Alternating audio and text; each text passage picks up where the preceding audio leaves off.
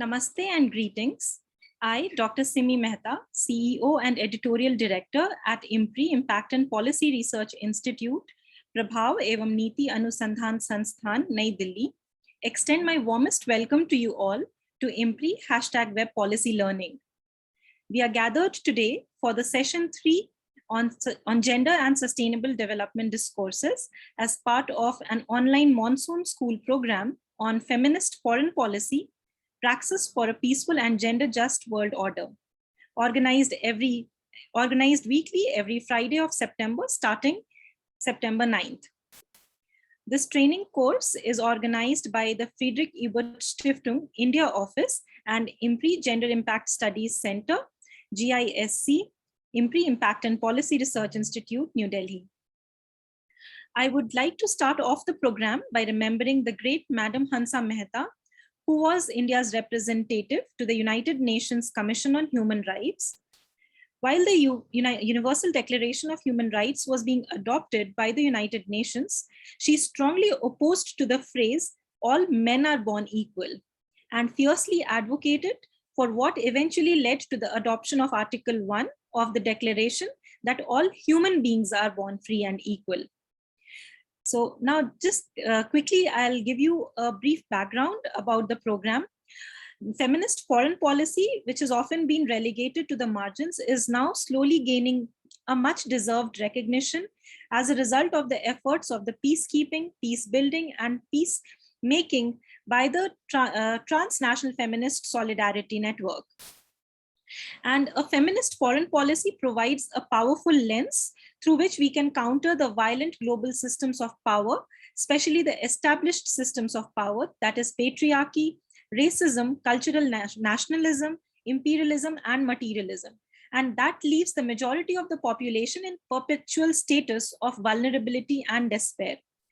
It further puts the promotion of gender equality and women's rights at the center of a nation's diplomatic agenda. And taking cue from the European Union foreign policy, a progressive feminist foreign policy consists of 3 R's, which I would like to reiterate: rights, representation, and resources. And over a period of last 2 weeks, this course has been providing the participants a nuanced perspective on the challenges towards gender equality locally, nationally, regionally, and also globally. And it advocates that voices against the gender biases must be made more vocal, which would definitely aid in the steady elimination of exclusive masculine agencies over a period of time. The program themes of this Monsoon School includes gender, peace and security, gender dimensions of the United Nations Security Council. These two have been covered in the last 2 weeks. Today, we'll be understanding gender and sustainable development discourses. And in the next and the final week, it would be on gender, international relations, and diplomacy.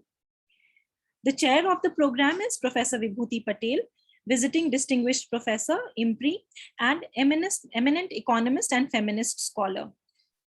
We are grateful to our distinguished experts for gracing the Monsoon School: Dr. Swarna Rajagopalan, Dr. Wahida Nayanar, Professor Roxana Marinescu, Professor Vibhuti Patel, Professor Meenal Srivastava, Ambassador Anil Trigunayat, and Professor Neelima Srivastava. The conveners of this program are Ms. Jyoti Rawal from FES India, Dr. Simi Mehta, and Dr. Arjun Kumar from IMPRI. I welcome you all to this enlightening deliberation, and I thank you for being interested and putting your time, energy, and efforts into understanding emerging issues concerning the impacts of policies in promoting gender equality and foreign policy, and helping us to bring together the practitioners and participants through this course for impactful policy research and action. As always, I'd like to reiterate that the course outline and reading resources are available on the event page for your kind perusal.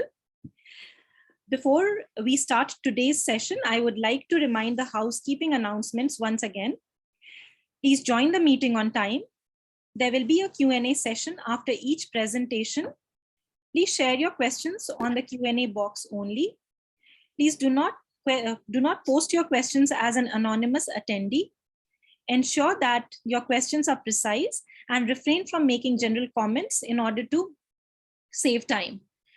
Now, let me introduce to you our experts for today's session on gender and sustainable development discourses. We are privileged to have Professor Roxana Marinescu, Professor, Faculty of International Business and Economics, Department of Modern Languages and Business Communication, Bucharest University of Economic Studies, Romania. Thank you very much, ma'am, for joining us today from Romania and gracing the Monsoon School. And our second distinguished expert is Professor Vibhuti Patel, Visiting Distinguished Professor at IMPRI. Now, without any further ado to the program, let us start. And it is my honor to invite Ms. Jyoti Rawal Madam from FES India office to start the program with her remarks, followed by chair's remarks and lecture. Over to you, ma'am. Thank you, and I welcome you all once again. Thank you very much, Dr. Simi Mehta, for this wonderful introduction of the webinar series and of the panel today. This has really set the tone for our event today, so thank you very much for that. Dear Professor Roxana Marinescu, dear Dr. Vibhuti Patel, dear Dr. Arjun Kumar, dear participants. On behalf of the Friedrich-Ebert-Stiftung, it is my pleasure to extend a very warm welcome to all of you on the third session of the FES IMPRI webinar series on feminist foreign policy. A big thank you to the IMPRI team and to Dr. Vibhuti Patel that we are gathered together here in this room for this webinar series. A very special welcome goes out today to our key speaker today, Professor Roxana Marinescu. Thank you very much, ma'am, for accepting our invitation and for sharing your insights with us on such an important topic. We're really looking forward to learning from you. Feminist foreign policy primarily aims at promotion of values and good practices to achieve gender equality and to guarantee that all women enjoy their fundamental rights. The practice initiated in Sweden, which was also the first country way back in 2014 to have adopted a feminist foreign policy, followed by Canada, France, Luxembourg, Spain, Libya, and also Germany now. It just goes to show that there's a tremendous amount of appetite, I would say, for keeping the discussions on feminist foreign policy, which in the most general sense adopts an approach that sees feminist rights more from the angle of a human right approach rather than issues of a specific gender. In the fast-changing realm of international relations, where nation states do not have permanent alliances or partnerships, nation states certainly do have permanent interests. And I would say to be in the pursuit of gender justice is let's say, it's a pursuit that all countries, all nation states strive to have. And hence there is a very pertinent need to be looking at our policies, both domestic and foreign policies, with a gender lens. We are aware, if we talk about the Indian context, that despite a constitutional mandate which provides for equality to people of all genders, patriarchal mindsets continue and it hampers the path to equality. Over the years, the Friedrich-Ebert-Stiftung, as an organization which is committed to the values of social democracy, has tried to address the issue of gender equity through our various activities. FES is one of the oldest foundations of Germany, dedicated to the principles of peace, solidarity, and social justice. From our core mission of promoting social justice, we derive the leitmotif for promoting gender justice. We have offices in about 100 countries worldwide, and in India, we've been active since 1983. In the gender unit of our India office, we've been working on the issues of women in politics, women in work, and on the issues of gender sensitization.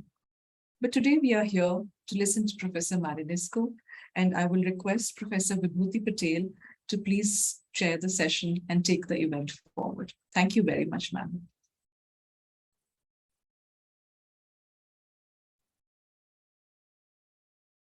Ma'am, please unmute. So thank you very much, Jyoti ji. And I would like to greet, first of all the participants who are here in large number, and also thank IMPRI team for their hard work and putting this whole program together. Let us have a recap of what all happened in the first day Dr. Swarna Rajagopalan acclimatized us with the gender and the whole discussion on peace and what all has been happening after the post-Second World War period in terms of peace initiatives and the role of the women's organizations and the human rights organizations. In the second day, on 16th of September, Dr. Vaida Nayanar, she spoke on the gender dimensions of UN Security Council and the recognition of women's central role as an active agents in contributing to international peace and security by the United Nations Security Council Resolution 1325 and other 11 resolutions that were passed from through the year 2000 to 2020. And women, peace and security perspective, how it is gaining, increasingly gaining ground, and how 30 to 35 feminists, they played pivotal role in engendering UN Security Council discourses and making them sensitive to the women-specific requirements in the peace negotiations. And today we are going to discuss sustainable development issues.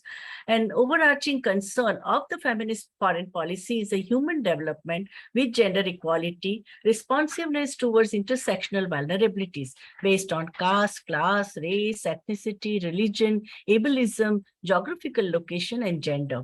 Hence, the feminist foreign policy stresses that macroeconomy must include marginalized and underrepresented persons in the value human development investment in undeserved communities in terms of subsidized education, public health, safe environment, gainful employment, and skill building, ensuring absence of slavery in supply chain and trafficking of women and children, paying fair prices to suppliers, farmers, self-employed women, practicing gender-inclusive policies through gender-responsive legislations, humanize the labor relations. They must become the top priority of the global leaders to fulfill these promises of sustainable development goals, which are 17 in number. Each nation state should disclose greenhouse gas emission and also climate risk exposure due to business activities, and provide clean fuel to the household and improve processes to reduce waste, including packaging and distribution, and social security for recycling workers, improving methods of production, replace hazardous and drudgery-prone labor processes.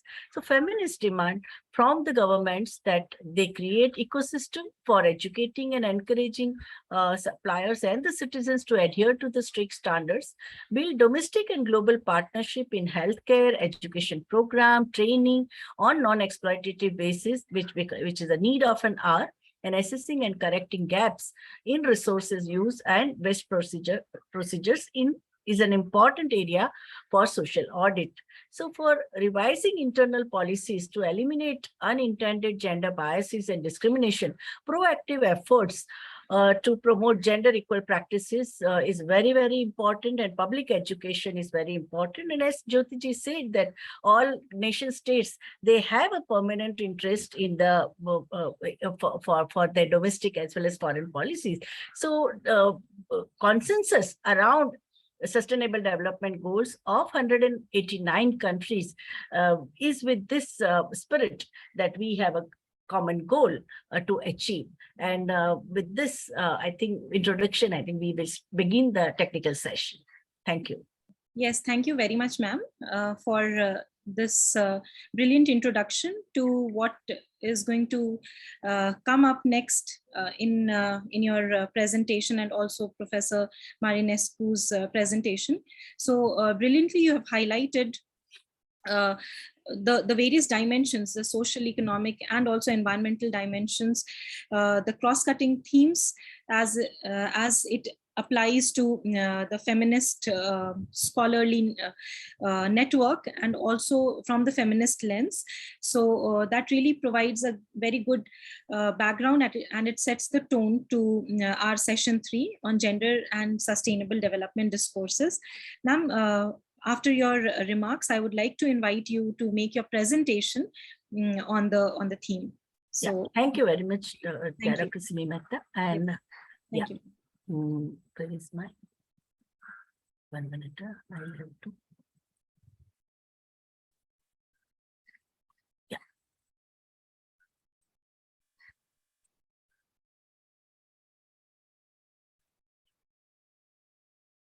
So, friends, today the highlight of my discourse is around gender equality for sustainable tomorrow. And we have to begin now. There is no time left for us.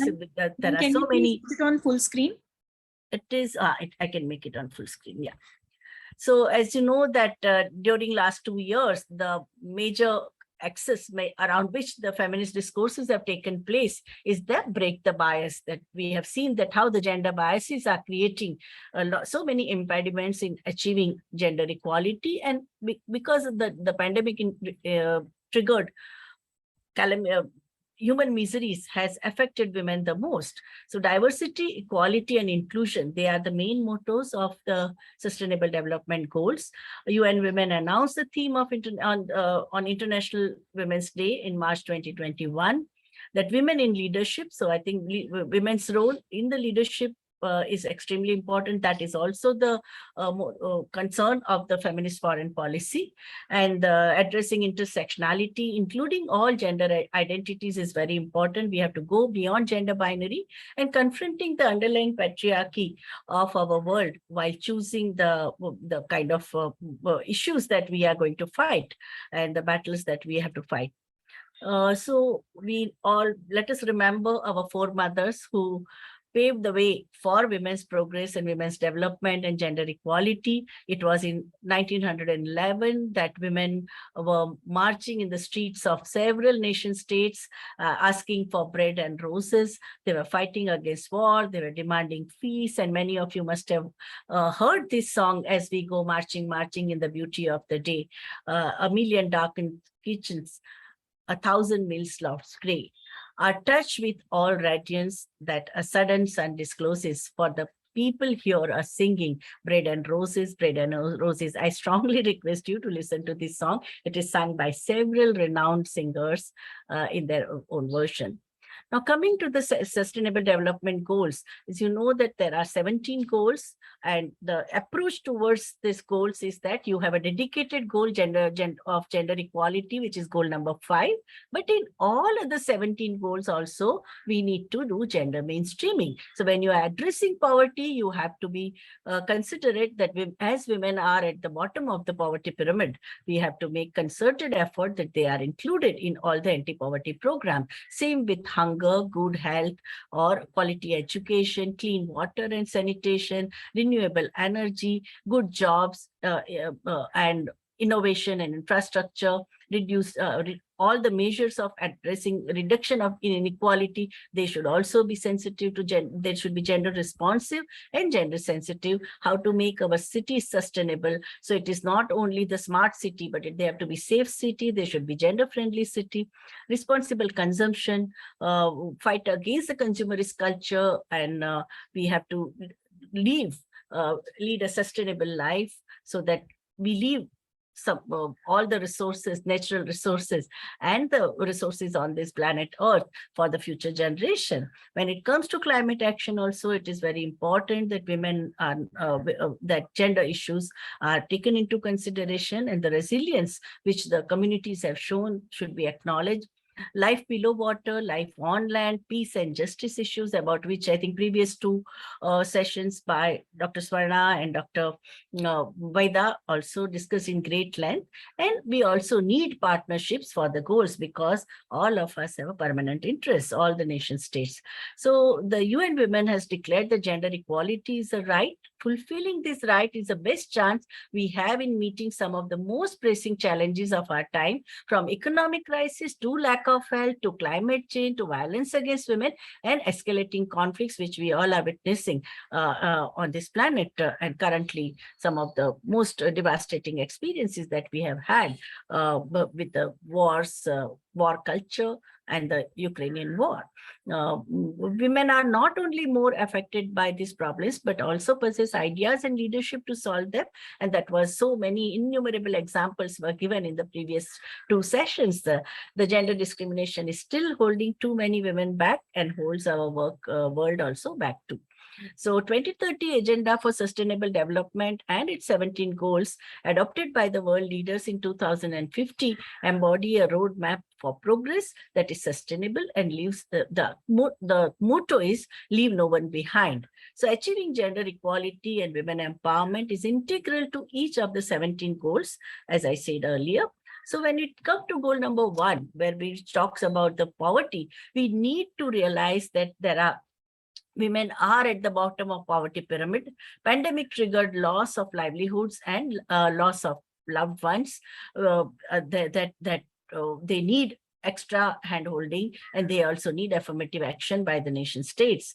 Women-headed households, that means households managed by widows, separated, deserted, and women facing permanent migration of male members, they also are poorest of the poor.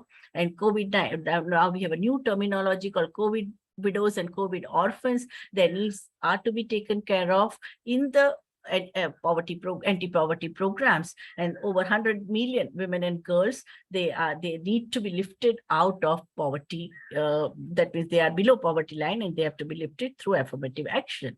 When it comes to the second goal, which talks about the equal equity in the systemic differences that we are finding in terms of opportunity and access to social resources, I think there also it is very important to goal number 2 also talks about the improved food security and nutrition. So in all the programs addressing hunger, and we know that after the pandemic, massive hunger in Africa, Latin America, and Asian countries have been found, including in India. The Global Hunger Report is out, and it is giving a extremely devastating information that women are more likely to be affected by malnutrition. And I think the Oxfam report released this week only also has corroborated this fact.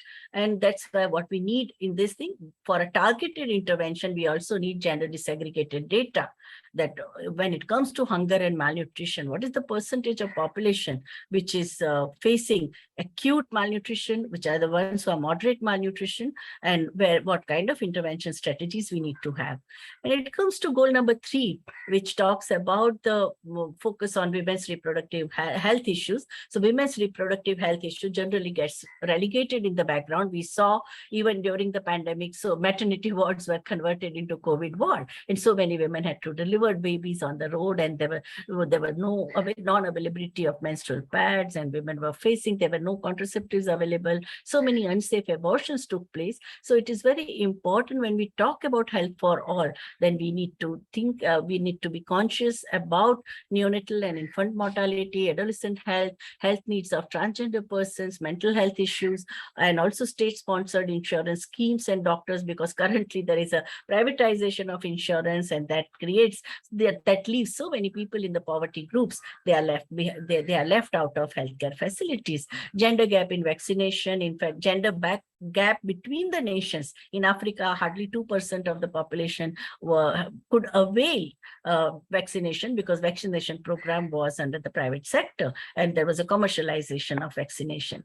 Financing for gender equality in women and health, that is very important. So starting from the individual's problem to interpersonal interaction, that in the household, how the resources are allocated, then community, how does it respond to the health needs of people, in the environment of stigma. If you have a COVID, you get stigmatized. If you have a HIV/AIDS, you get stigmatized. And the culture, tradition, discrimination, they also need to be kept into consideration. When it comes to goal number 4, where we talk about the lifelong learning opportunities, because 21st century calls it is declared as a knowledge economy, and we need to continuously enhance our knowledge. So need to move beyond basic literacy for women and understand the complex capabilities in learning and education, including access to ICT and skill development, bridging the digital divide, because majority of women are outside the digital communities, and vocational education is very important, gender responsive budgeting in education, and also making special effort to inculcate interest in STEM subjects, science, technology, mathematics, and engineering, because even in the climate discourse, or even in the leadership, when it comes to the leadership of women, then your proficiency in the STEM subject is extremely important in the current context. When we talk about the goal number 5 of SDG, where we are talking about includes the basic capacity building and the need for inclusion of threshold capacities, that's very important.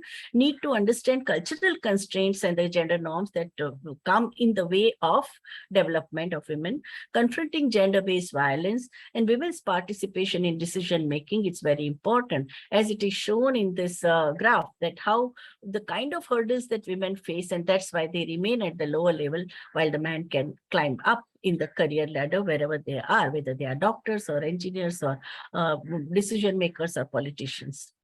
When we talk about the goal number 6, which is about the wash is the water, sanitation and hygiene. Women's access to clean water and sanitation needs gender disaggregated attention, since the girls and women bear larger burden of ensuring access to water for household, and there are several cultural and religious barriers for women to access sanitation, especially menstrual and the postpartum access. So that is very important. When it comes to country like India, caste-based exclusion, I think there are massive documentation done by the Dalit organization that how most of the cases of violence against Dalit women are linked to the wash issue when they try to access clean water, because most of the water resources and the sanitation resources are located in the caste Hindu areas, and they are deprived because they are made to stay outside the village.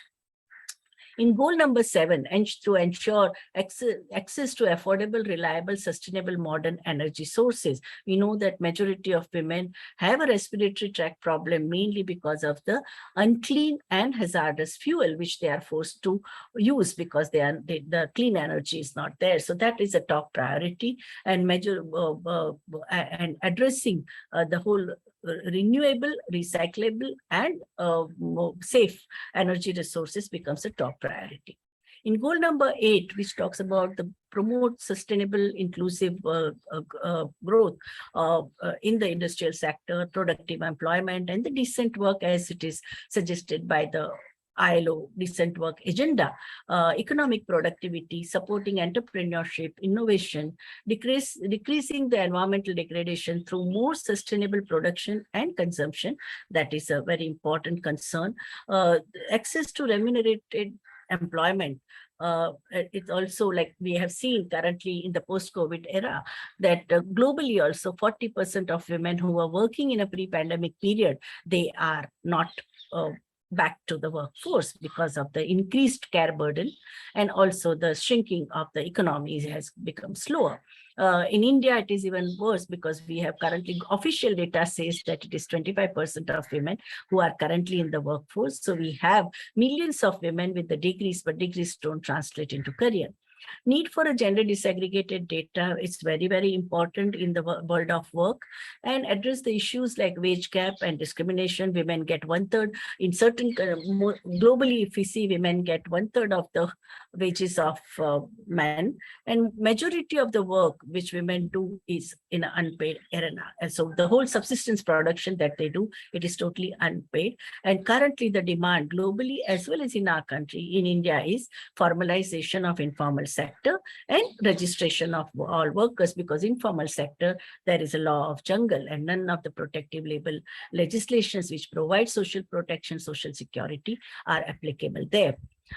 In this goal number 7, which is about the social and physical infrastructure, where women have a less likely to be represented in manufacturing and other industries, quality infrastructure at the regional and transborder levels, developing industrialization in poor countries, and increasing access to financial services for small businesses, and retrofitting the industries towards cleaner technologies and processes, and increasing public and private scientific research spending is very, very important. R&D budget of most of the developing countries is less than 1%. So that also creates so much of problems. There are so many hazardous industries, and occupational hazards are day-to-day tragedies that are happening in the developing world. So the second issue is that of a subsidized and safe transport. Currently, the major challenge that women face is how to reach from home to workplace. From girls find it difficult. If there is no safe transport to go to the school, they drop out. Third issue is that of a collection of gender disaggregated data on the causes and effects of women's exclusion, and provide solutions towards increasing women's access and opportunities in manufacturing and R&D.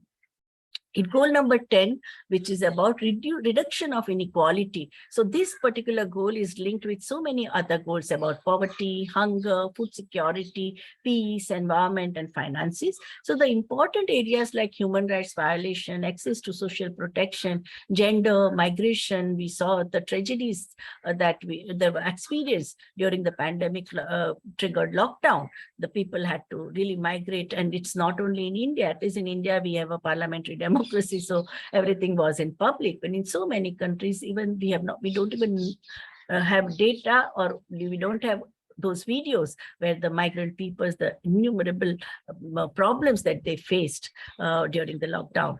And also need to elaborate on intersectionality with race, ethnicity, disability, aging, gender, and other identities.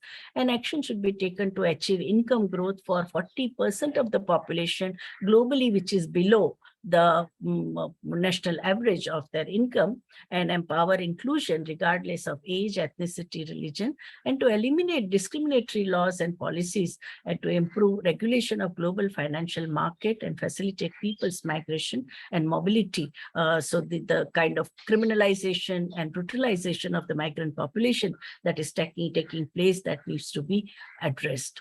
When it comes to the question of inclusive and more sustainable growth, we need to understand how spaces and creating a safe spaces. So the spaces are gendered. We all know how this affects women's ability to access, use these spaces. So role of housing, public transport, sanitation, water supply needs to be sensitive to gender requirements. And UN SDG, this goal aims to normalize access to affordable housing, sustainable transport system, enhanced urban planning and management, and increased protection of cultural and natural heritage. And municipal services shall focus on air quality, green spaces, and waste management. So I think this is the goal number 11 on sustainable cities and communities. So the focus is not on just technology. Technology can assist sustainable cities, but the main thing is the human development and human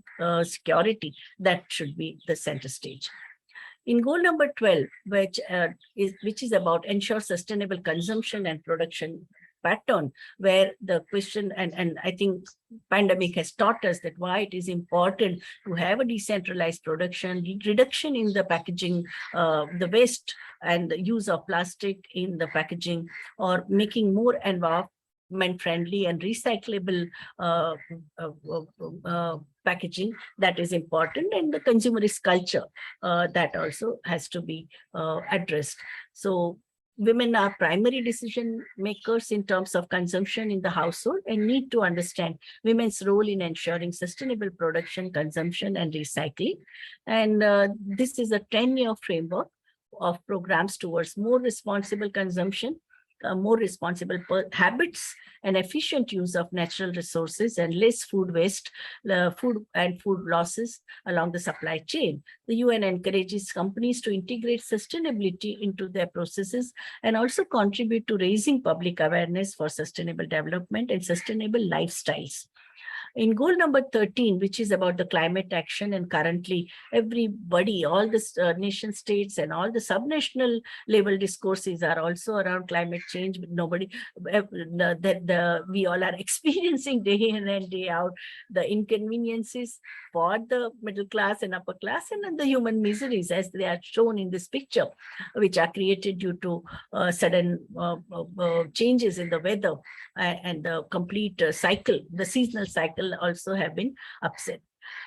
Impact of gender and climate change is not adequately addressed so far, but now it is very important that in the 21st century, it's going to be, and it has been a very, very important issue, whether it is a deluge or tsunami or earthquake or melting of glacier due to global warming. These are very important issues. Women are both the victim of climate change, but at the same time, they have also shown resilience to mitigate the impact of climate change. And it comes to life below ocean, life below water. The ocean seas, there we need to accept the women's role in blue economy, which is generally ignored. This goal seeks to urgently reduce water pollution, protect marine and coastal ecosystem, regulate fishing and harvesting, where the big trawlers, they are doing massive damage to the environment, to the sea life, and also so many species. In fact, currently communities in Sundarban have said that there are 22 species of fish have disappeared in last 10 years, and fight the illegal practices in the sea and other water bodies, and also empower women in the informal sector, especially the fisher folks who don't have any technological aid, who don't get benefit of any infrastructure from the physical infrastructure from the state. Goal number 15 is about the sustainable human development, about human, the biodiversity and the nature-based resources. Women are adversely affected by the disaster, and I think so many documentations by UN bodies have shown that what we need is a gender disaggregated data of the impact of and the consequences of this disaster, what kind of financing that we need for the empowerment of the communities which are affected. Women's connection to environment is ignored despite significant eco-feminist movements, and especially in developing countries, women in rural areas depend on non-timber forest produce for the sustenance and livelihood. Recently, I just submitted, I did the peer review of countries of forest dwellers' lives in 7 Asian countries, and the kind of devastating findings that you get at a ground level show that we need a we need to take this issue very seriously. And a UN global assessment report reveals that around 1 million animal and plant species are threatened with extinction, and some in a very, very near future. So it is a very alarming situation, and the SDG for life on lands calls for urgent action and global cooperation to increase reforestation, minimize soil erosion, and protect species, both plant species and animal species. This includes ending poaching and trafficking and addressing illegal wildlife product trade, which is a global, very, very strong mafia that controls this trade. In goal number 16, where we talk about the Women, Peace and Security Index, I need not say much. We had 2 full sessions on this in this Monsoon school. But women are often unable to access justice and law institutions on par with men. Vaida gave ample examples in her talk. Mere focus on homicide and trafficking narrows the range of injustice that women face routinely. Also, male bias of public services, legislatures, and law enforcement and judiciary need to be monitored to provide more inclusive spaces for women. And the UN believes that strong legislation is needed to reduce violence, exploitation of children, reduce illegal arms flow, and combat organized crime, and access to justice and protection of fundamental freedoms that shall be equal for all. No one should be excluded.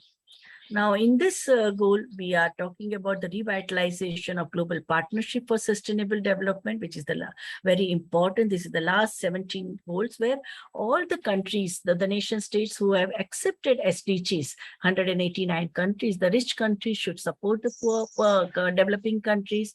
That should, and rich within the nation state, they should also have a responsibility for social justice, gender justice, environmental justice, distributive justice, and also the question of dignity of a human person that has to be accepted.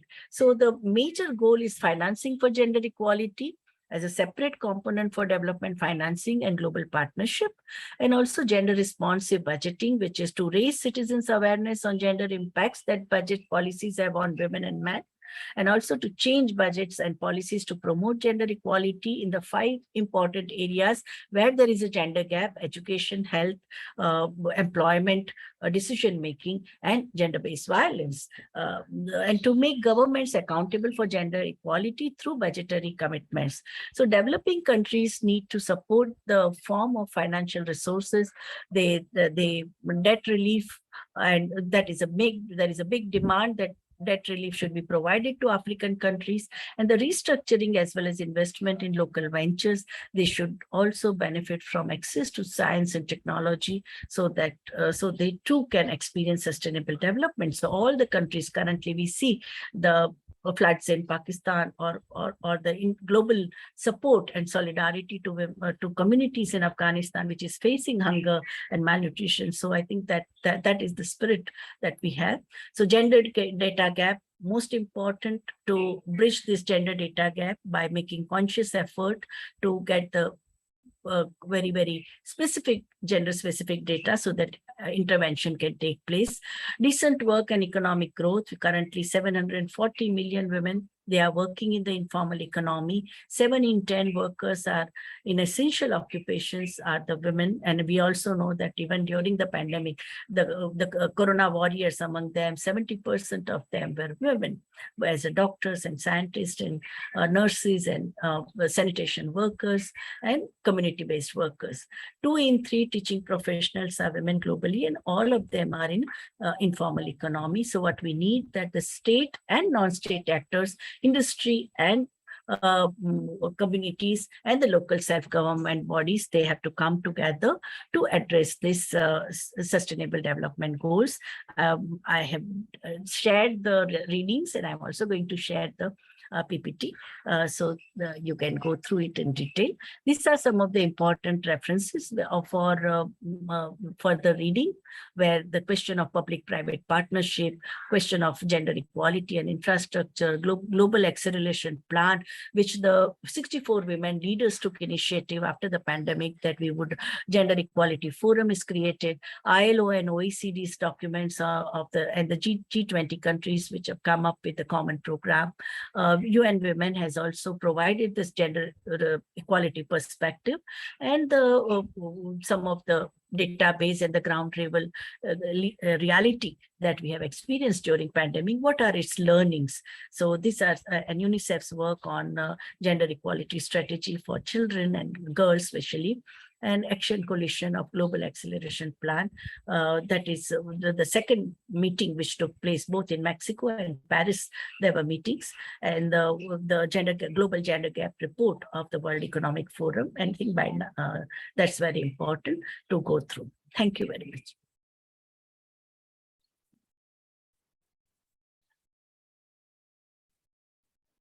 So with that, let us invite Professor Roxana Martinez. Now over to you. Thank you very much. Let me first share my PowerPoint presentation with you. Okay, let me go full screen. Is it visible now for you? Because yes. somehow I have lost all of you. No, okay. You can again. Let me go to the full screen again. Yeah. Okay. All right. Let me first thank the organizers for inviting me to this series of presentations in feminist foreign policy. And of course, you know, it is indeed very important and very relevant to have this perspective. And I am extremely honored to be part of this activity. So you have listened so far to Professor Vibhuti Patel, and thank you very much for doing that, to her in-depth analysis of how gender is integrated in all the 17 SDGs. So I'm not going to go through that again. We heard very clear explanations on discrimination against women and girls in different areas with the respective indicators. We have listened to how the specific SDG goal 5 addresses gender equality and empowerment of women. And with all the 9 targets and 14 specific indicators, which you now have on the screen. Also, you probably know, you understood from the presentation that progress has been slow, and we have this report from 2022, which you probably know of, which deals with all the 17 SDGs, and here I just wanted to underline the slow progress in SDG 5 gender equality. So I thought for my presentation, I would focus more on the European Union and its policy in sustainable development, and how SDG 5 most particularly is applied in the European Union. Also to look a little bit at the what they call the feminist foreign policy. After presenting these top-down ideas about gender equality and gender and sustainable development discourses, to also present some of the bottom-up ones, so some of the grassroots sustainable discourses. So regarding the European Union in 2022, this is the progress which has been made in SDG 5 according to our institution, which is called Eurostat, which presents statistics of the European Union. And you can see that generally what they say is that there has been some progress, with some exceptions, which you can see on the screen, the little red arrows. But generally, apparently in the European Union, the situation is getting better. We also have in the European Union the European Institute for Gender Equality, which every other year releases an index score. And here you have the latest, which was released in 2021, but the data is from 2019, after Brexit, so UK is not included. And here you can see the average index for the European Union in terms of gender equality, which is 68 out of 100. And here you can see all the different countries in the European Union, and you can see that the highest score goes to Sweden, which is an example, I suppose, for all of us in the EU. And with the lowest scores, however, above 50, of most of the countries in Central and Eastern Europe. So countries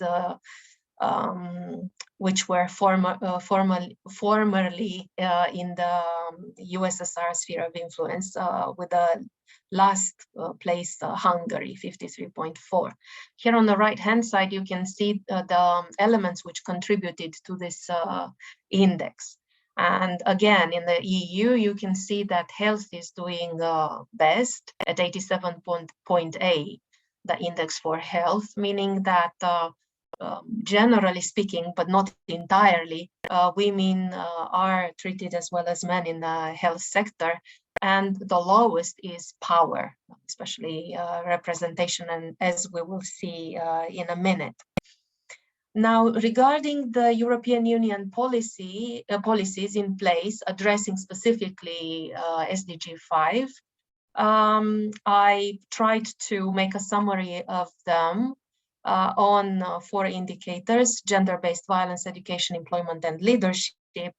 And you can see some of the treaties or the strategies which were created, the treaties signed, the so-called Istanbul Convention, which was signed in 2017 by the EU, and so on. You can see them now on the screen, with the most important being the gender equality strategy for 2020-2025.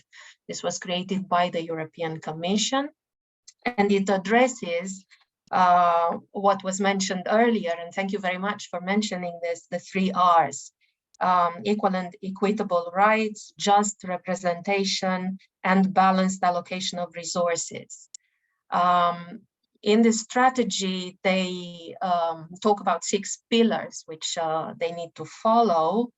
Again, you see them now on the screen. They sort of go along the SDG for gender equality and empowerment of women and girls. I will talk a little bit about gender mainstreaming and the intersectional perspective, but it is also important to look at number 6, which deals with the foreign policy. So the idea that they will take this issue forward in their foreign policy and address gender equality and women's empowerment. Just to look a little bit in detail at this strategy for gender equality of the European Union, you have some data. Unfortunately, the data regarding violence is 10 years old, but this is the latest that Eurostat 2022 provides. We have some data from the strategy with the idea that you have it here in blue, 33% of women in the EU have experienced physical and/or sexual violence. 55% of women in the EU have been sexually harassed. But of course, we know that when we talk about physical and sexual violence, this goes hand in hand with reporting. So if women don't report it, we don't have it in the statistics, in other words. This is the data that we have from the reports that we have. Next, regarding the gender pay gap, again, you have here statistics in progress from or regress, depending from of all the countries from 2015 and 2020. So after 1 year in the pandemic, but generally the statistics show that in the European Union we have a 15.7% gender pay gap with an almost double gender pension gap. And in terms of employment, again, data by country, I'm going to share this PowerPoint with you at the end, so you will have it, you will have all the data if you need it. With extracts from the strategy talking about the gap in employment, especially for women born outside the EU, as compared with women born in the EU, and also a category of women which is most discriminated in the European Union, the Roma women. In terms of care work, in the European Union, as everywhere else in the world, women spend more hours than men doing unpaid household work. And most of this work is, again, done by women with a migrant background. Moreover, the mentality, the thoughts, the ideas in the European Union, of Europeans in general, is that women should do this kind of work, and that the main role of a man is to earn money for their family. And here you have, again, statistics for all the countries. Regarding leadership now, so representation, it is important to say that in the current commission, the von der Leyen Commission, we have the largest number of female women commissioners, with also the largest number or the greatest number of, or percentage, 39% of elected members of women in the European Parliament, and also in the local parliaments, in the national parliaments, 32.2. But the situation differs again by country, as you could see. Also in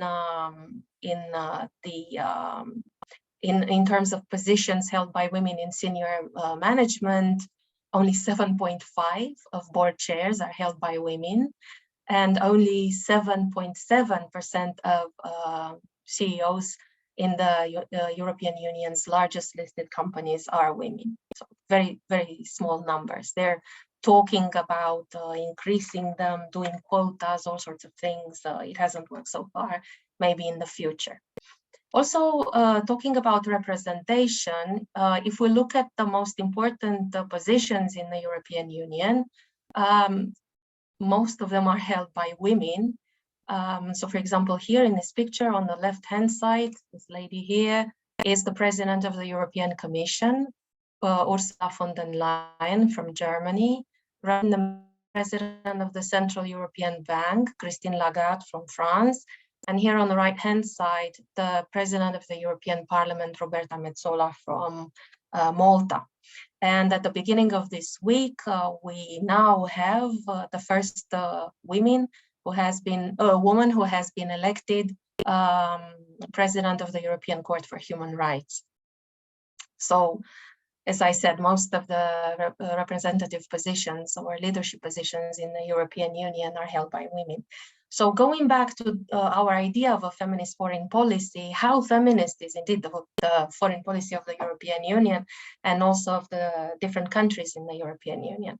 And here I would like first and foremost to make this distinction between feminist and gender neutral in terms of foreign policy, but also in general. And just to remind you that when we talk about foreign policy, this is a field whose structures are particularly strongly male-dominated, and therefore a field which privileges the perspectives, ideas, and experiences of men. So if we talk about it in terms of gender neutral, that would only reinforce and reproduce the same kind of gender inequalities just because they don't take into consideration all the different gender-specific perspectives, and instead it cements the status quo. So therefore, it is very important to talk about a feminist foreign policy, which is exactly what this program is doing. So we are in agreement here. Because by talking about it being feminist, we underline the intention to go beyond the surface and of attacking the structures. So going for structural changes, going for disruptive and transformative policies than just the surface. So as it was mentioned earlier, these are the countries that sort of assume a feminist foreign policy, with the ones in purple being members of the European Union, with, of course, Sweden being the first, Sweden again being the first to say that they have a feminist foreign policy in 2014.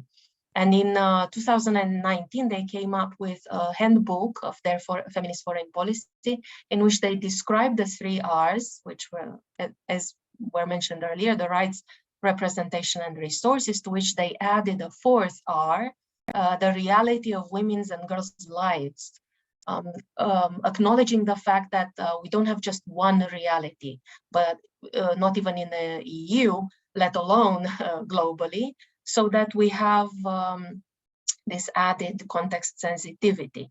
However, there are some criticisms or critiques which are addressed to this idea of foreign policy of Sweden or the EU or all of the countries that say they have it. Not that they shouldn't have it. Of course, everybody's happy that they say they have a feminist foreign policy, but that in fact it is not entirely feminist.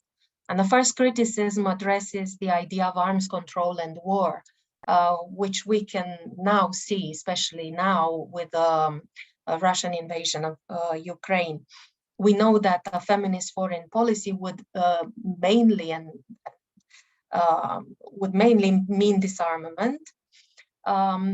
Instead, especially now, we can see this idea of war, which is prevalent. And being from a country which is very close to the Russian Federation, and in fact we do have borders with Ukraine, land border and also maritime border. We share the Black Sea with them. I can say that I do understand the theory behind it and what the feminist foreign policy should be and how it should be more about peace and so on. But at the same time, it's kind of difficult not to accept that in specific situations like the one in which we are now, it could be problematic. Well, the second one deals with the imposition of Western norms. As you probably can very easily imagine, just because these foreign policies, although they declare themselves feminist, are about are mostly about liberal feminism or feminist universalism, and fail to do justice to the diversity of the cultural context in the world. So the preoccupation is that a feminist foreign policy that we have now in the European Union would focus more on women in decisions of power, rather than in structural changes. So, you know, there has been a change from a political choice into more technical positions. So now we need to go back a little bit and try to do the structural changes that I was talking about. And as I said at the beginning, I also wanted to touch a little bit the idea of gender mainstreaming, because it is so important, and we all admit and we all say that, you know, having the goal to realize gender equality in public policies in all their aspects, and also dealing with gender representation and so on, is extremely important.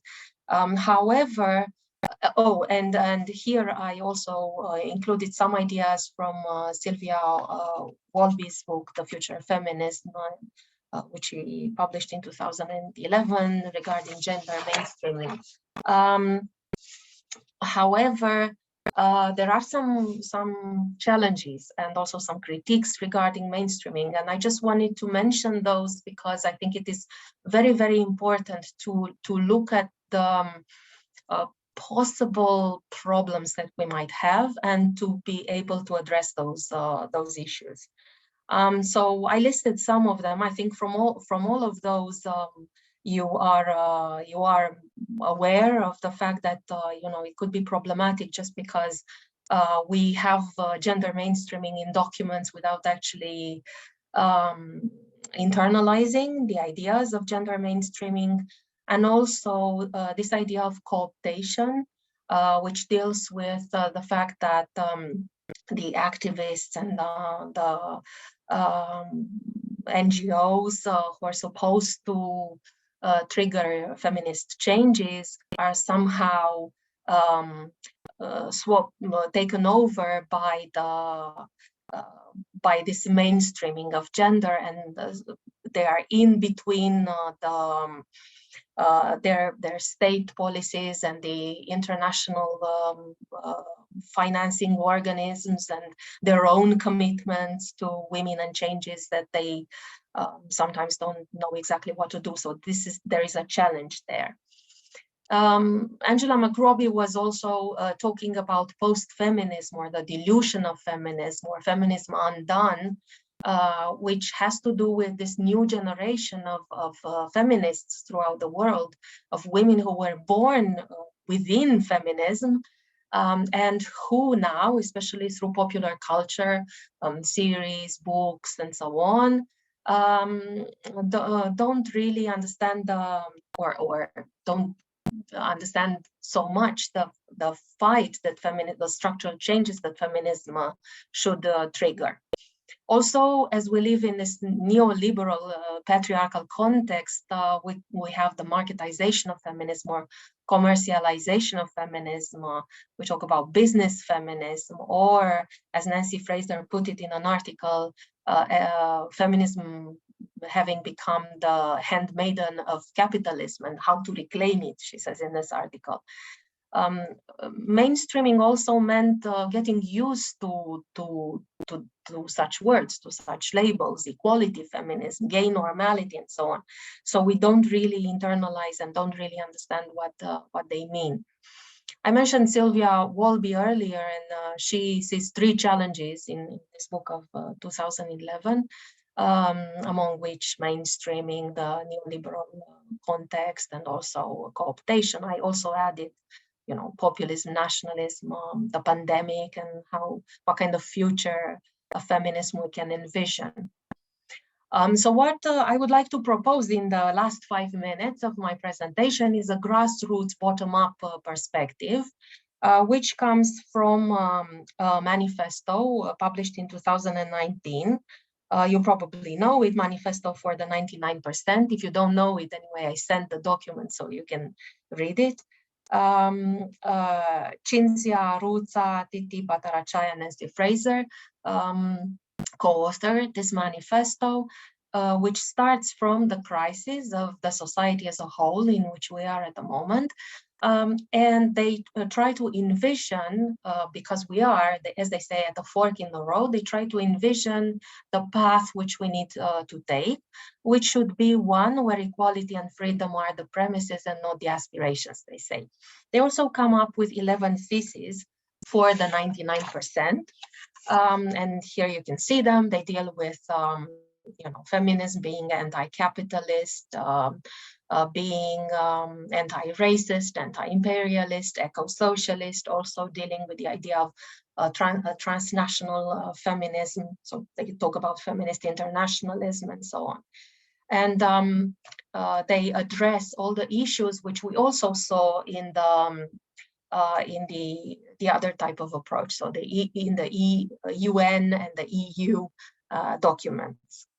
And the illustration that I wanted to focus on just a little bit, just in 1 minute, comes from Poland, a country in the European Union, which since 2016 have seen this kind of fight, which again, the authors of a document which I sent in advance, Agnieszka Graf and Elżbieta Korolczuk, call populist feminism for ordinary women. So the right-wing government of Poland, conservative government of Poland, started this type of policies against the reproductive rights of women. They started in 2016. They managed to pass the law last year. And ever since then, Poland has witnessed a women's mobilization of unprecedented scale, with marches, rallies, pickets, public debates, social media campaigns. You see here a picture from one of those rallies. But what I wanted to say is that this is in agreement with a more global kind of movement, which had started a year earlier in 2015 in Argentina. You probably know about it. It's called, let me check, Ni Una Menos. And it spread throughout South America, Central America, and then Europe, especially Spain and Italy. In Italy, it's called Non Una di Meno. So in brief and in conclusion, this kind of new sustainable feminist discourse, which comes from the bottom up, the feminist for 99%, is anti-capitalist and talks about freedom for all rather than individual freedom, which, as you know, is the idea of a liberal type of feminism. So in conclusion, we have those, and here you can also see a picture from the movement in Argentina. So what I wanted to emphasize in my presentation is that in gender and sustainable development discourses, we can have, broadly speaking, we can have a top-down and a bottom-up approach. And I just wanted to emphasize both of them. So I just summarized a little bit what Professor Patel has done in her presentation, the relevance of the SDGs for gender equality, focusing on SDG 5. I also talked about the European Union level, the instruments that we have in the European Union, the situation at which we are now. And then I talked about feminism for ordinary women, so the bottom-up approach, this other type of sustainable development discourse that I think is extremely important. And here you have the works cited. So again, you can have a look at them. Some of them are online sources which you can easily access. So again, I'm going to leave this with the organizers. So thank you for this. Let me stop my.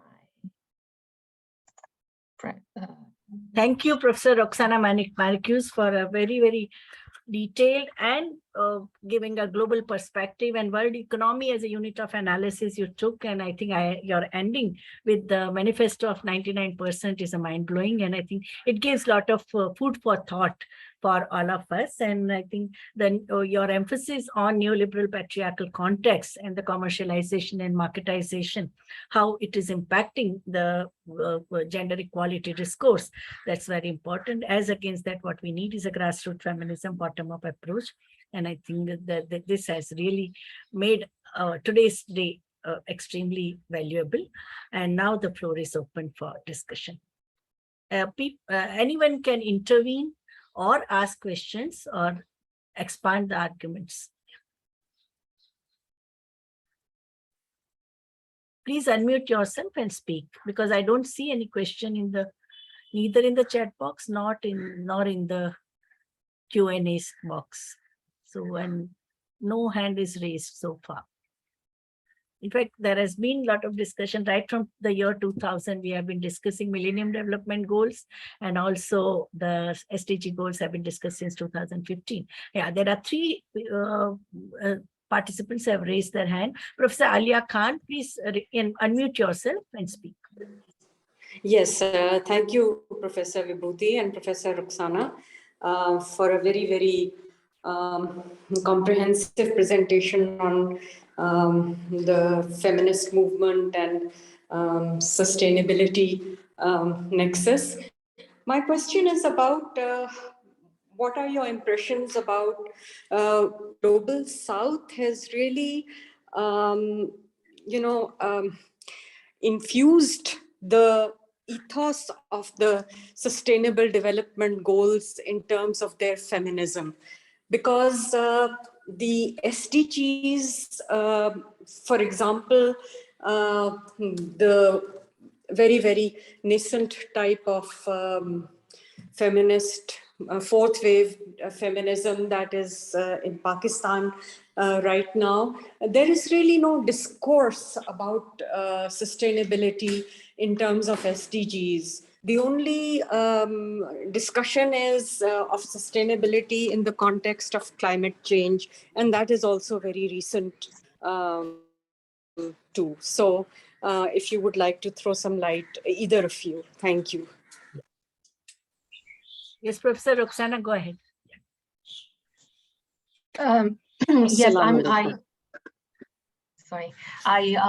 not very familiar with the situation in Pakistan.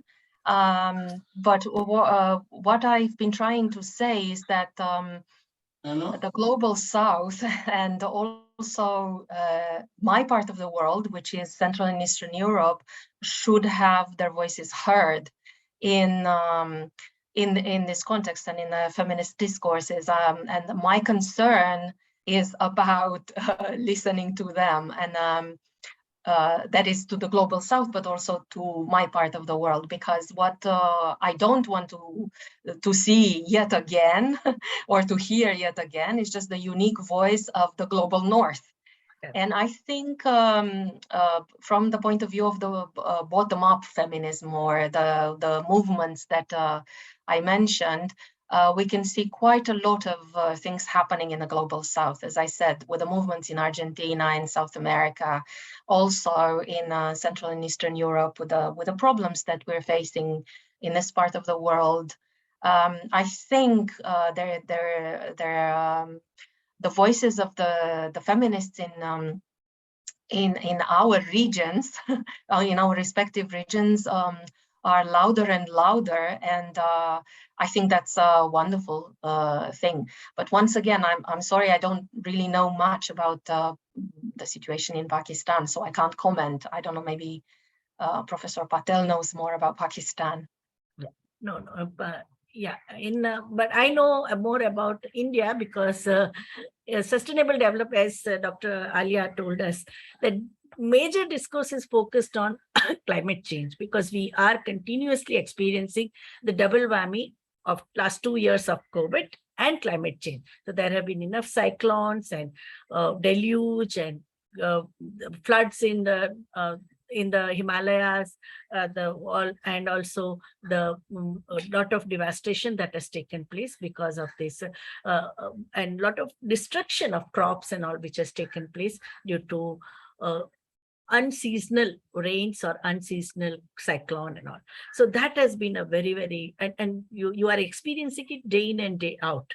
And that's why the discourse is more on that. But officially, because the country, the India is signatory to SDG, at least Niti Aayog, which is the apex making body for the strategic planning of the country, they have come out with their own SDG goals and indices, and the documents are there. So in the official discourse, and also in the universities and colleges and wherever there are think tanks, SDG is being discussed. But currently, if you see, even the participants in this course, they are, so many of them represent the grassroots organization. There are trade union activists, representatives of peasant organization, representatives of the grassroots women, industrial workers. They are also there in this course because I know them by name.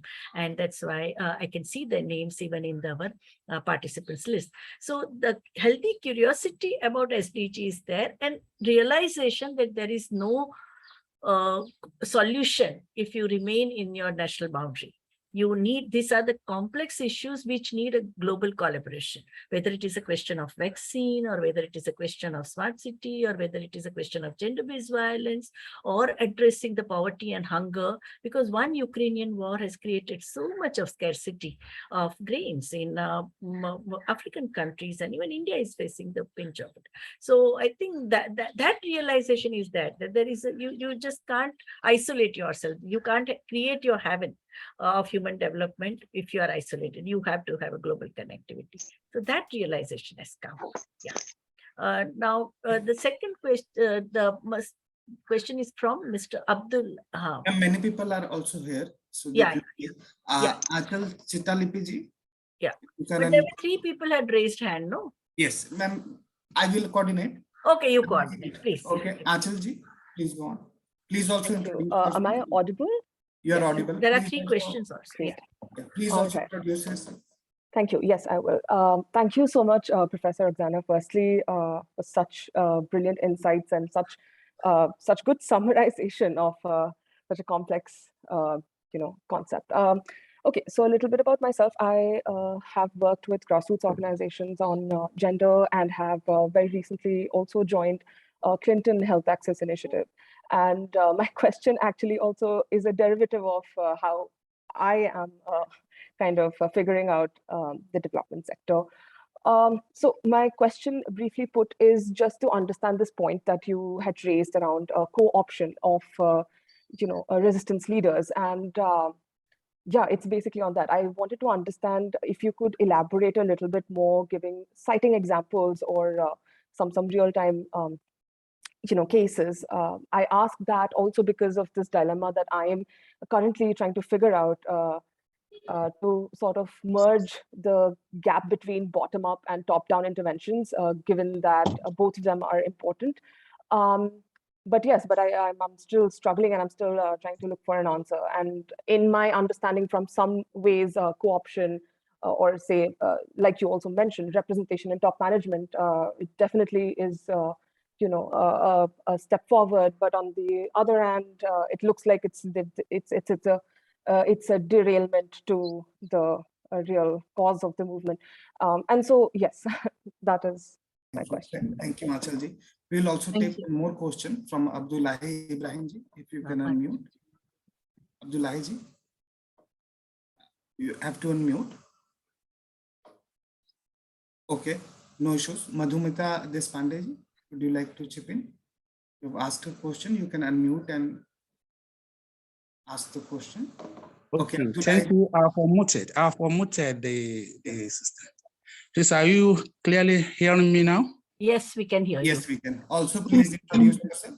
I'm actually delighted. This is a fascinating forum for scholars and academics to express their perspective on the issue of gender and equality in global perspective. There are key questions I want to ask. And in the first day when we started this webinar, I think I raised the same question, and I've not been satisfied enough on the answers to these questions. The question is, I think with all what have been presented so far, I think we have these areas. There are 2 key areas in issue of gender equality and justice in gender. I think we have to explore the issue of culture and religion. In case of Pakistan, we know Pakistan, the majority of of citizens of Pakistan tends to be Muslims. So then the issue of religion in that aspect can be exploited. I know the issue of gender in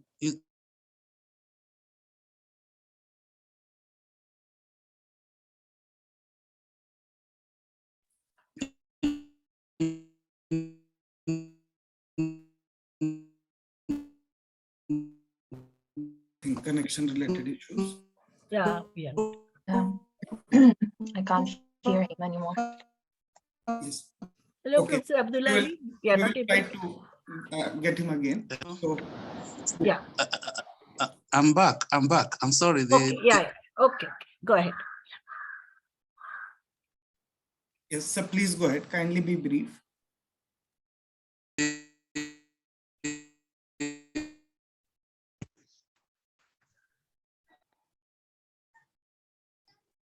Not working. Yeah. So Vibhuti ma'am, would you like to take the question? First one was the question about of Madhumita Deshpande. By Madhumita Deshpande.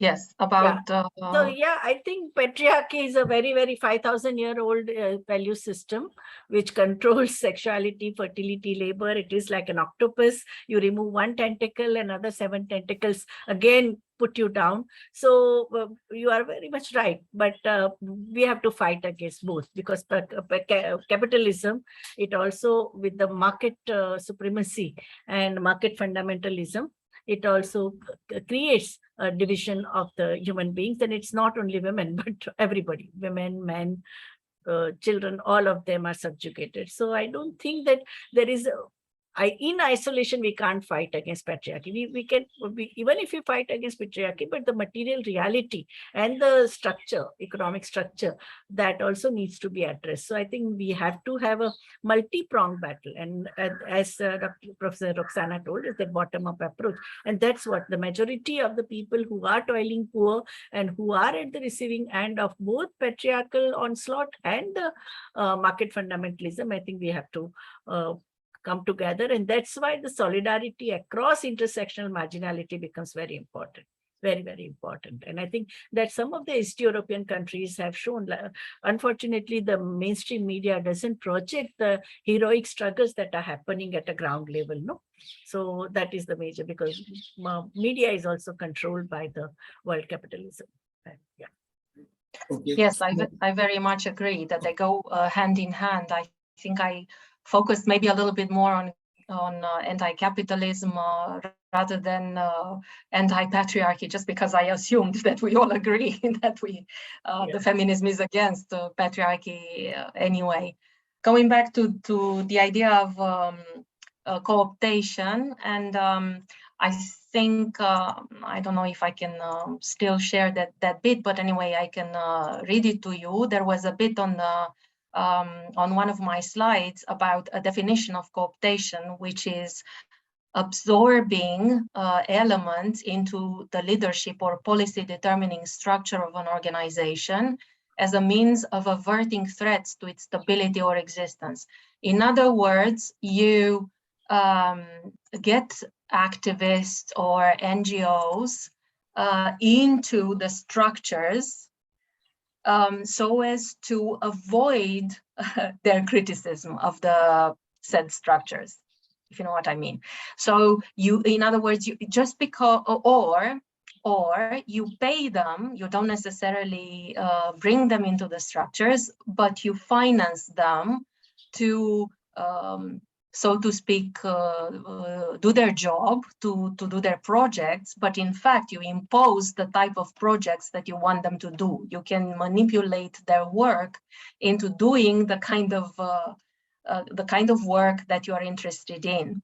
So there is this danger of the non-governmental organizations, the grassroots activists and so on, to falling prey to this kind of discourse in which they are absorbed by power structures in this way and manipulated into creating the kind of policies that the power structures want them to create. And for example, and the other one was focusing on the other idea that I put forward was focusing on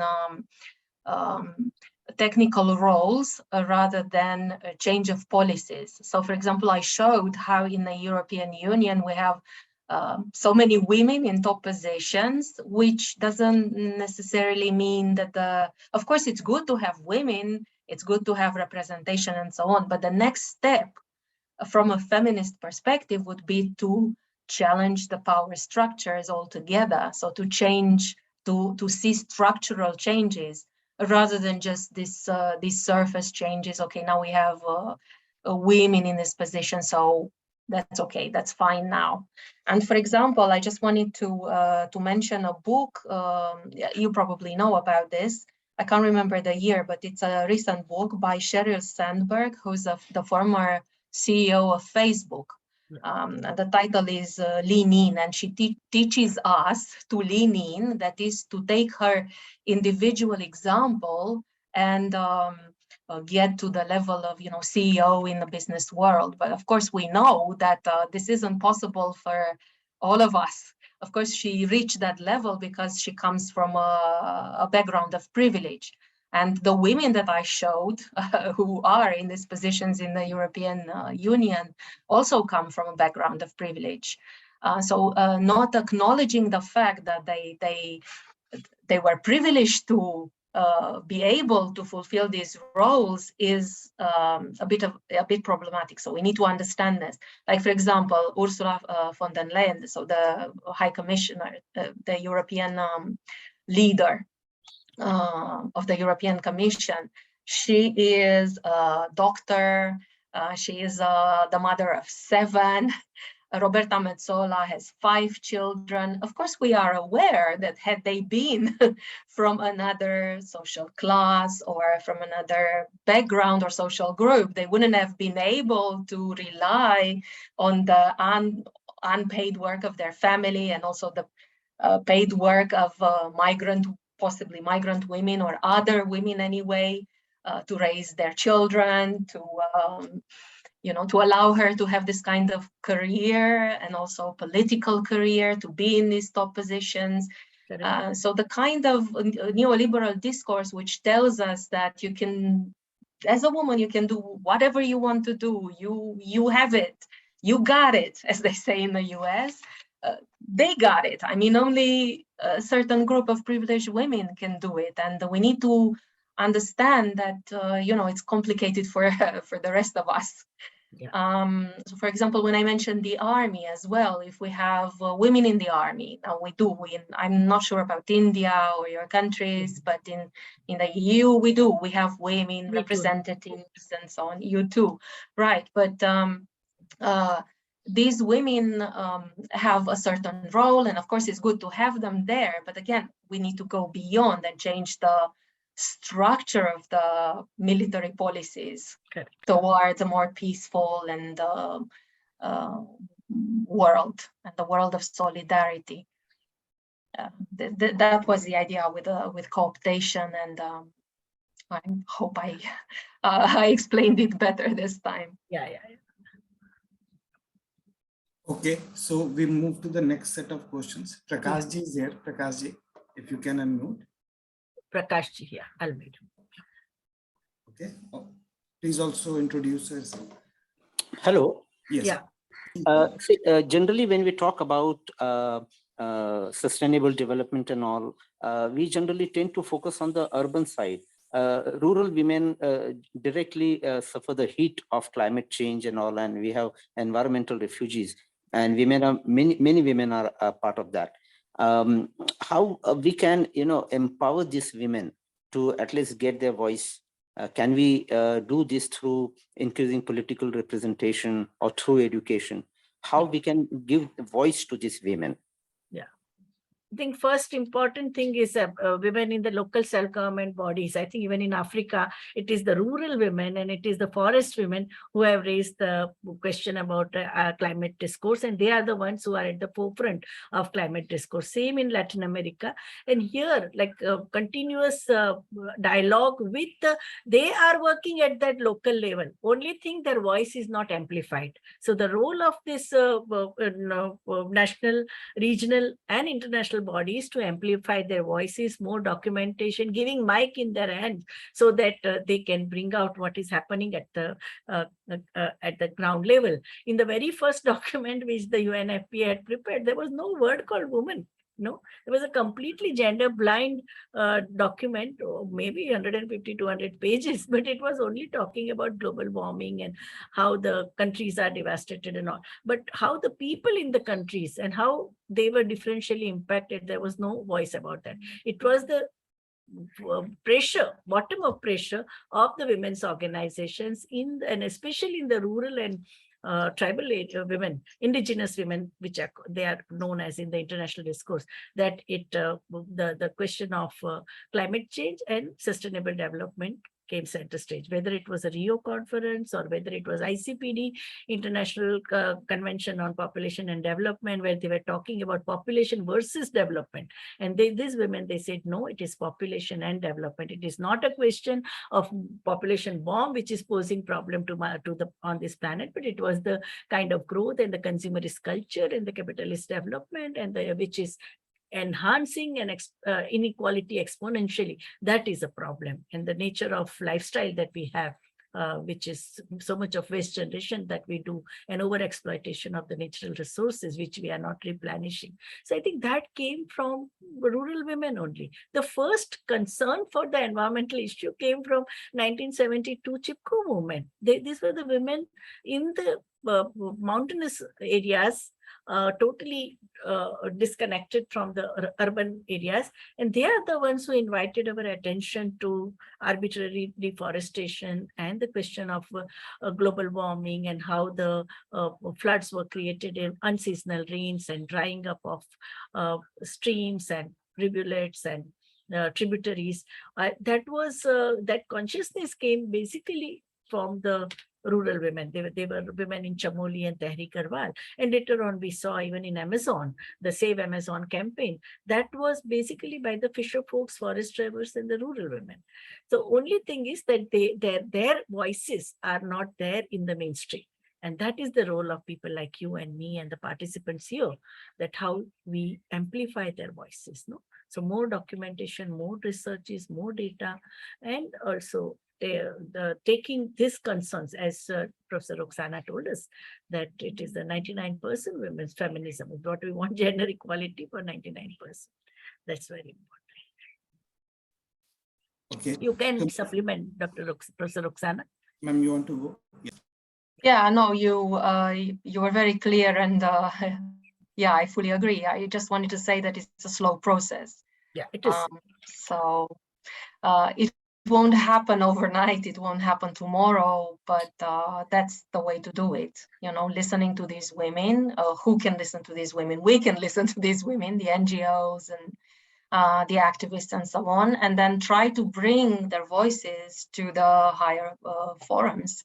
There's no other way, because otherwise people will not listen to them and will not listen to these so-called marginal groups. Their voices will not be heard, but we can work as intermediaries to make their voices heard. That's why it's so important to oppose cooptation, you know, to go forward on our path and to follow the road that we have decided upon and continue. Dr. Jyoti Tripathi. Okay, Dr. Jyoti Tripathi ji, please. Prajnya Manjari ji. Hello, my name is Pranay Manjari. So I'm an ordinary citizen. I think being a woman is sufficient for me right now at this point of time to address. So like there are 86 rapes happened in 2021 in India. I want to know, ma'am, Do you think that the time has come that women has to claim politics in India? I mean, I don't feel safe. I'm 43 now. I still don't dare to go at 9 o'clock in the night in my gully of my city. So how to claim, because gender politics is completely missing in India. Crime against women is not a priority for any political party. Right, and from where you are joining, ma'am? Which city? Bhubaneswar, Odisha. Okay, okay. Yeah. So I think Priya and Manjari, whatever you are suggesting that getting into the politics, but that too, unless you are backed by the collective, women's collective, you are not protected. If you are just contesting election, there'll be mercenaries and the money power, mafia power, muscle power, which will be used against you. So wherever women have been successful as politicians or in public life, they have been backed by their constituency. So that is also equally important. And that's why when you say that gender-based violence increasing, yes, it is increasing everywhere. One, because now the reporting is happening. Earlier, women were shooed out. After 2013, there is a clear-cut mandate that any complaint about gender-based violence has to be registered in the police station. If the police officers say no, they will be punished, they will be suspended, they'll lose their job. So that is one. Reporting has become more this thing. Plus, several helplines are created. So they are able to reach to the official bodies, which are criminal justice system. Number two. Number three is that now the targets are more adolescent girls, because women like you and me, we have become conscious of our right. Even we go out, we go in a group, but it is the innocent young girls who come from protected environment. They are the ones who have been targeted, and mostly they are from the marginalized community.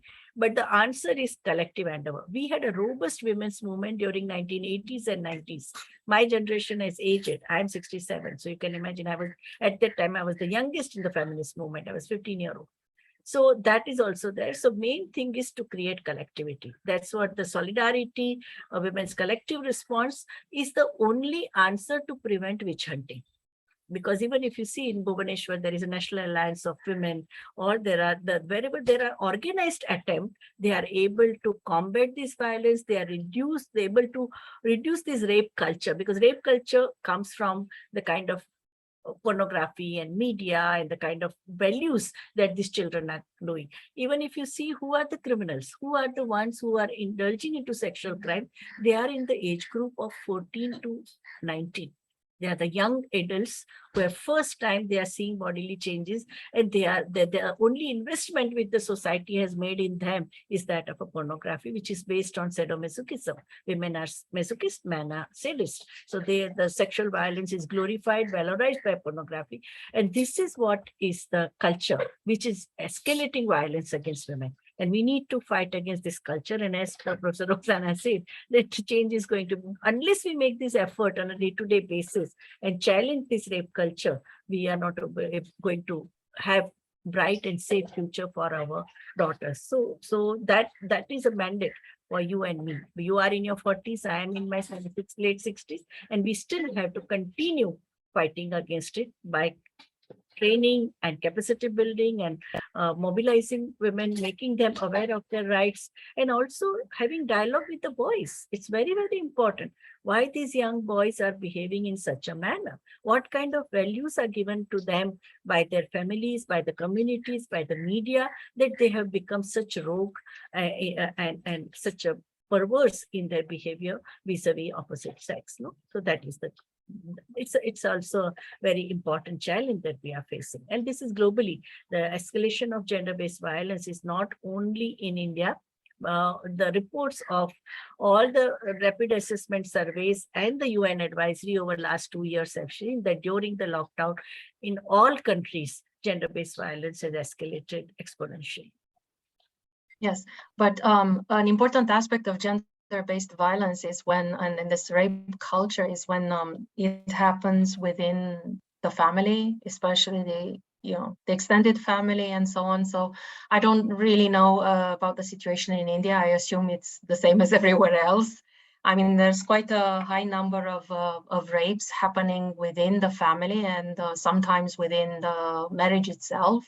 So it's very difficult if we come from this kind of a patriarchal context in which it's difficult to fight your rapist, especially when the rapist is your own husband or somebody in your family, an uncle or I don't know, a cousin or somebody in the family, and because it brings along shame and complications and so on. So it's very, very difficult. And this is happening in my country, especially in rural areas as well.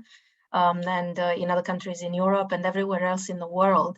So I think by talking among ourselves about those things, we just show that it's a global phenomenon, as Professor Patel was saying. It's not just an Indian-based phenomenon; it's happening everywhere, and we need to try to find ways to fight it. Yeah, and I think I can't remember who from the. Who asked this question, but she raised an important issue, which is about political parties and how they have to actually address the issue. And I think we're somewhat lucky in the EU that they somehow, when they see that nothing is happening, they come with what they call directives, or they come with these ideas to enforce change, and then they check and they want to see that that change has been done. So in a way, we are lucky that these kinds of policies are more enforced than, I assume, in a country like India, where you have a political party which has been there for many years now, and it's kind of complicated to say to them, okay, so you need to address the issue. Who's going to say that to them? Yeah. So I think when we talk of world peace, we have to also talk about peace in the house. That means incestuous rape, because even if you deconstruct the National Crime Records Bureau data, the incestuous sexual violence is also extremely high among the teenage girls. And so many of them have to come for abortion, and they don't know it's a late stage abortion. They have to come to the government, to the civil hospitals, because the private sector won't do it because of the medical legal aspect. But that is also there. And here at least we have MTP Act, Medical Termination of Pregnancy Act, which allows that if it is a case of a rape or a sexual violence, then the woman and girl has a right. Yeah. If I may add something, because we talked so much about the Russian invasion of Ukraine, and we have so many refugees now in my country, also in Poland, you can see how the situation is different, because in Poland, they have very restrictive reproductive rights and a very restrictive law. So they're not allowed to have abortions, just in very, very limited situations. And a lot of women refugees come from Ukraine who had been raped by the army, by the Russian army, and they want to have abortions, basically, because of course it's a political thing that they have been submitted to, and they can't have it in Poland. So that brings about a lot of discussion in this part of the world about rape, and rape as a weapon of war, and genetic changes, genetic cleansing, yes, and also what happened in the Balkans region earlier with the wars in the 1990s and so on. Okay, I'll stop because I think we have Dr. Shobha Shinde. Can you please go ahead? Please unmute yourself and speak. Thank you so much. Can you hear me? Yes, ma'am. Yes, we can hear you. Thank you so much. It has been a stimulating discussion, and I've really enjoyed myself. And you have set us thinking all the way along. A point which was raised, that sustainable development is really related nowadays only to climate change. But I feel that women have a major role to play in purchases and consumption patterns, recycling, access, as well as reducing waste. As you are an economist, Professor Patel, can you add to this or clarify this? better? Yeah, you saw that my slide also on the responsible consumption, where it is very, very important that sustainable discourse, what is happening, that was they were saying that the discourse is mostly around climate change because the floods are happening, earthquake is happening, cyclones are happening. But all 17 goals in that one particular goal is totally dedicated to the sustainable living, sustainable lifestyle. So I think that was there even on my PPT. So I fully endorse what you said, that we need to have a very responsible consumption. And also the industries, they have to be, whether it is a question of occupational health or releasing pollutants in the water bodies or in the land or in air, and also the packaging industry, the kind of waste that it generates in terms of overuse of plastic, and what are the alternatives and renewable sources that we have. That also, I fully agree with what you have submitted. Yes. There are two more questions. One, Yes. Jyoti Tripathi has already asked. Rajiv Kumar. Rajiv ji and Archie Gupta ji is also here. Acha, please. And Tanuja Sasdev ji. Women's democratic as well as human rights are being crushed in today's modern world. How can we see this question as a neoliberal question? It is very much a neoliberal question, because neoliberalism is only creating advantages only for the microscopic minority and handful of them who are over-exploiting, and it's a predatory in nature, and it is over-exploiting the planetary resources, it is over-exploiting the human beings, it is using all forms of dehumanized methods of managing super profit.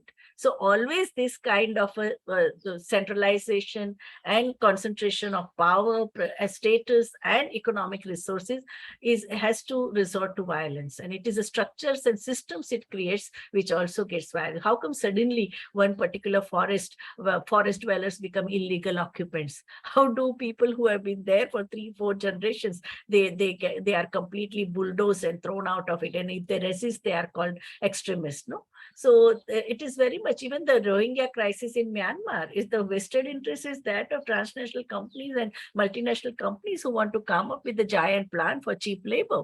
And that's why all those places where they are completely thrown out of those areas, where at those lands are at a throwaway price, or maybe at a zero investment price, they have got it to establish industries, no? Overuse of mining, the way of chips for our smartphones. How are they getting it? They are asking the thinnest African child who is malnourished, who is hungry, and he is the one who is sent inside the mine, so that if you use these children, the hole that you have to create in the mine is smaller than if an adult person goes.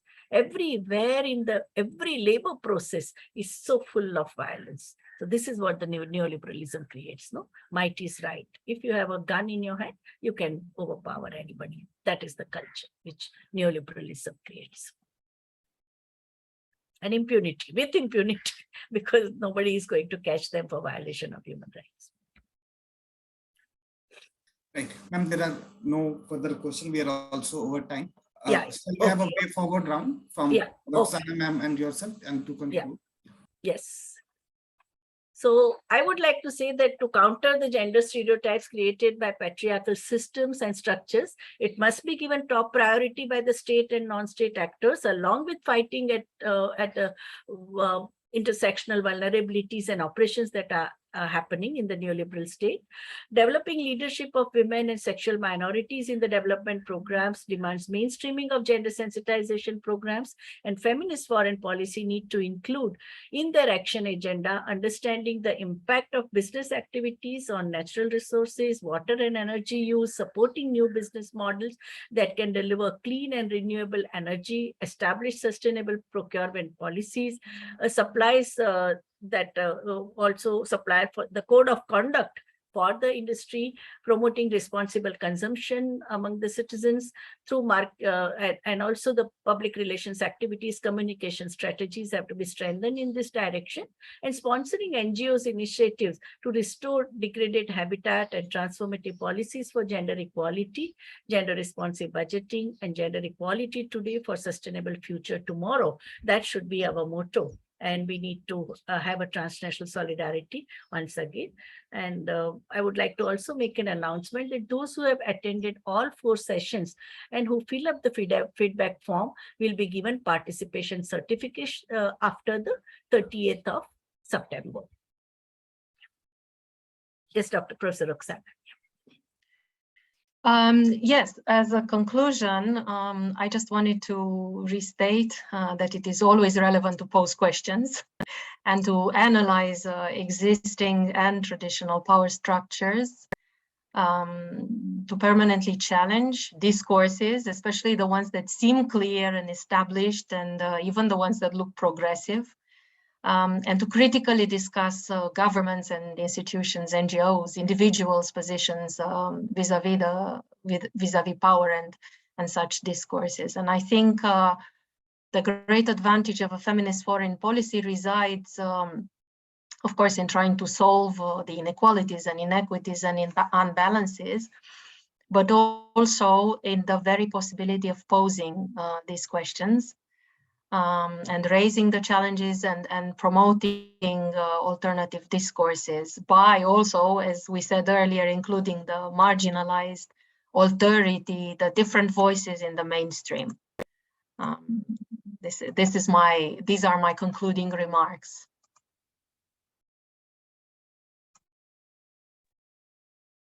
Thank you. So now, Tripta, for a vote of thanks. Thank you, sir. As we come to an end of session 3 on gender and sustainable development courses of an online Monsoon school program on feminist foreign policy, Praxis for a peaceful and gender just world order, organized by FES India office and IMPRI Gender Impact Studies Center, GISC. I, Tripta Behra, researcher, IMPRI, Impact and Policy Research Institute, New Delhi, would like to propose the formal vote of thanks. We are grateful to our experts for the day 3 of this Monsoon School, Professor Roxana and Professor Vibhuti Patel. Thank you so much for an excellent presentation and interaction.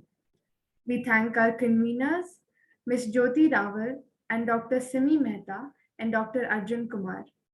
We thank all of our participants who have raised pertinent questions and actively participated in today's deliberation. We look forward to welcoming you on September 30th at 4 p.m. Indian Standard Time for our 4th day and the final day of this online Monsoon School on the topic Gender, International Relations and Diplomacy by Professor Meenal Srivastava, Ambassador Anil Trigunayat, and Professor Nirlima Srivastava. We are grateful if you are watching us later on YouTube or listening to us on our various podcasts or reading our publications. We hope you continue to join in the future to IMPRI, Web Policy Talk, and Web Policy Learning. Wishing you all a very good evening. Thank you. Thank you so much, ma'am. Thank you.